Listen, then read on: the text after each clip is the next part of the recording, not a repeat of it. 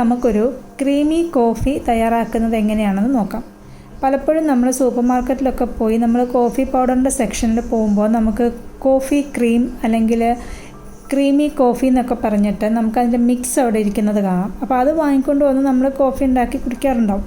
അതിന് പകരമായി നമുക്ക് ഹെൽത്തി ആയിട്ട് നമ്മുടെ വീട്ടിൽ തന്നെ നമുക്ക് കോഫി പൗഡർ ഉണ്ടെങ്കിൽ നമുക്ക് എങ്ങനെയാണ് ഒരു ക്രീമി കോഫി തയ്യാറാക്കി എടുക്കുന്നത് എന്നുള്ളത് ഇന്ന് നമുക്ക് ഈ വീഡിയോയിലൂടെ കാണാം.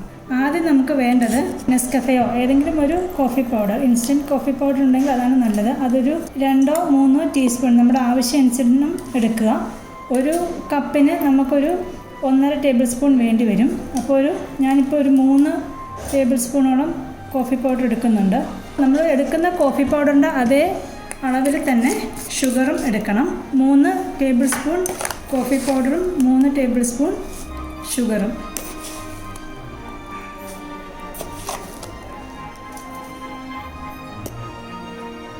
അതുപോലെ തന്നെ ഒരു 3 ടേബിൾ സ്പൂൺ ലൂക്ക്വാം വാട്ടറും.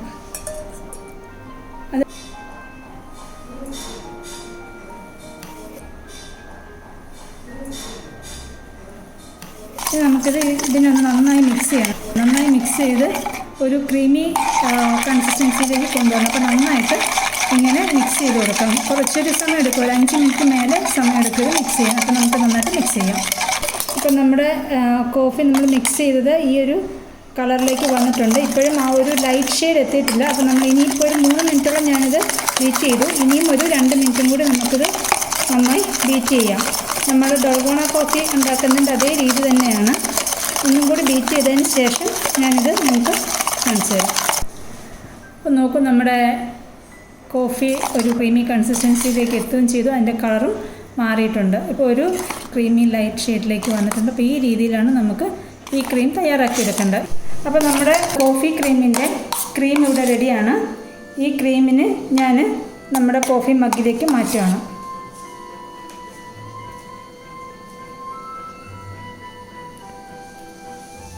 ഒരു 1-1.25 സ്പൂണോളം ഞാൻ ഈ ക്രീം ഇതിലേക്ക് മാറ്റിയിട്ടുണ്ട്. ഇനി നമുക്കിതിലേക്ക് പാലൊഴിച്ച് കൊടുത്ത് ക്രീമി കോഫി റെഡിയാക്കിയെടുക്കാം. അപ്പോൾ അത് ആ ഒരു കാപ്പുച്ചിനോയുടെ സ്റ്റൈലിൽ അതിങ്ങനെ ഫ്ലഫിയായി പൊങ്ങി വരും. ഇനി അതെങ്ങനെയാണെന്ന് നോക്കാം. ചൂട് പാല് ഇതിലേക്ക് ഒഴിച്ചു കൊടുക്കുകയാണ്.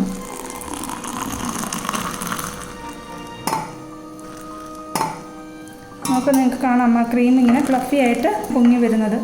നമുക്ക് നമ്മുടെ നല്ല ക്രീമി കോഫിയുടെ ക്രീം ഇങ്ങനെ അതിൽ നല്ല ഫ്ലഫി ആയിട്ട് വന്നിട്ടുണ്ട്. ആ ക്രീമും മിൽക്കും കൂടി ചേർന്നപ്പോൾ ജസ്റ്റ് നാം അതിനൊന്ന് മിക്സ് ചെയ്യുക.